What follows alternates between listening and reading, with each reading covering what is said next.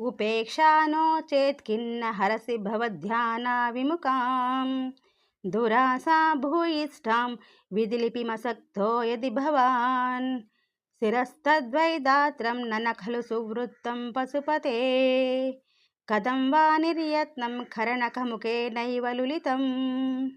తాత్పర్యము: ఓ శివ, 4 ముఖాల గల బ్రహ్మదేవుడు నా నుదుటిపైన దీనత్వాన్ని వ్రాశాడు.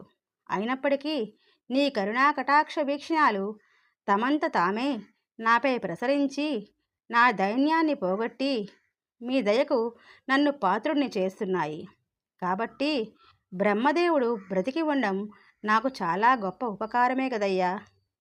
కనుక నువ్వు నాపై దయ చూపించి పూర్వం ఒకప్పుడు ఆ బ్రహ్మదేవునికి గల 5వ తలను త్రుంచినట్లుగా మళ్ళీ అతని తలను త్రుంచకుండా మిగిలిన 4 తలలతోనూ అతడిని సుఖముగా ఉండనివ్వు.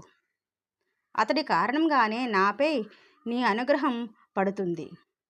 కనుక నన్ను నీ అనుగ్రహానికి పాత్రుడిని చేసిన ఆ బ్రహ్మదేవుడు కలకాలము బ్రతికి ఉండాలి.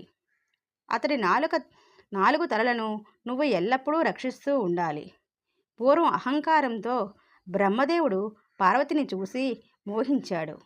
ఆ కారణంగానే అతని తలను ఈశ్వరుడుత్తరం చేశాడు. కనుక మనం అహంకారాన్ని వదిలిపెట్టాలి. పరశ్రీని తల్లివలే చూడగలగడం అభ్యాసం చేయాలి.